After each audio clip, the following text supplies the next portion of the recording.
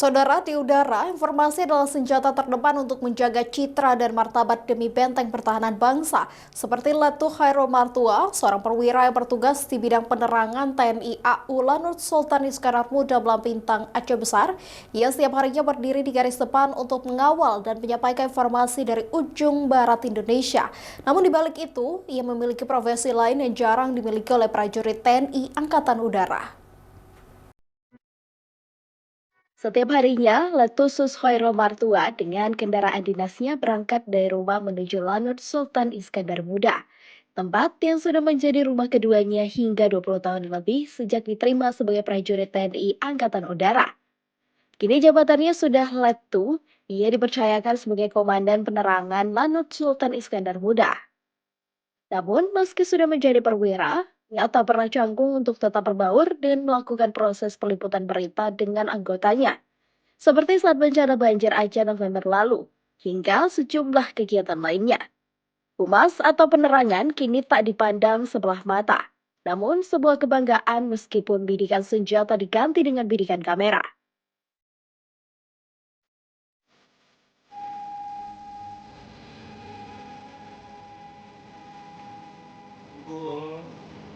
Ketika tugas kedinasan usai dan matahari mulai condong ke barat, langkah kaki Letu Khairul tidak berhenti.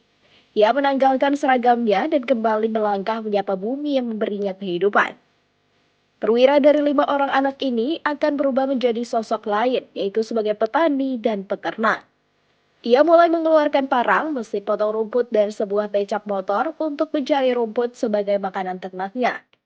Tangannya sudah terbiasa untuk mengais rumput.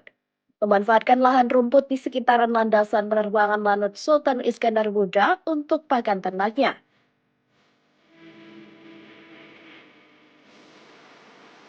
Sama halnya untuk pakan kambingnya, dahan yang berada di sekitaran pagar dan rumput juga tak luput dari sasarannya.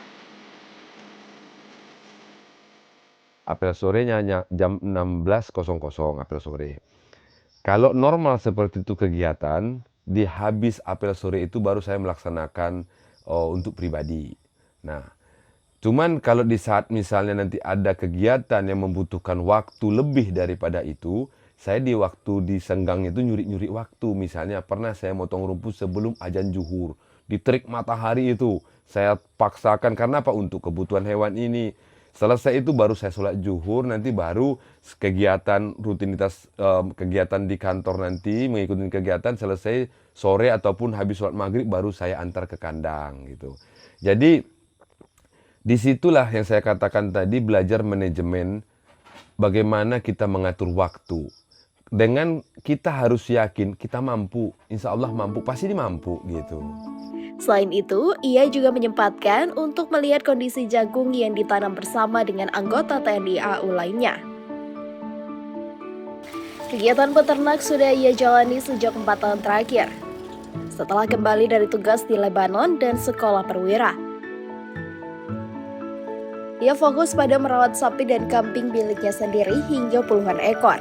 Pasang surut dalam peternakan sudah ia rasakan, namun ia tak pernah menyerah selagi anak dan istri terus mendukung aktivitas yang ia lakukan di sela-sela berdinas, yaitu sebagai peternak. Memang sih kalau dilihat dari pangkat, saya seorang perwira, iya. Tetapi di situ seperti yang saya jelaskan juga, saya belajar namanya arti mensyukurin. Kalau dibandingkan mungkin daerah dengan daerah lain, ya sangat jauh berbeda ya. Kenapa? Kami dari Lanut Sim ini kan bisa dikategorikan jauh dari keramaian. Jadi bagaimana caranya saya harus mampu survive bertahan hidup dengan kearifan lokal. Tentunya di situ masyarakat sini seperti apa, saya harus ikut masyarakat sini. Karena apa? Itu sudah resiko. Saya ambil keputusan itu karena saya juga pingin ada tambahan yang bisa menambah kecukupan kebutuhan dalam keluarga.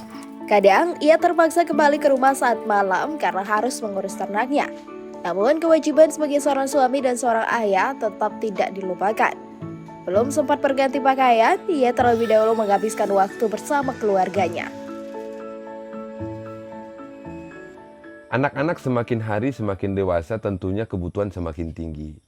Di situ saya berikan pemahaman kepada istri dan kepada anak. Memang ayahmu ini seorang perwira, tetapi ayahmu sekarang masih belajar.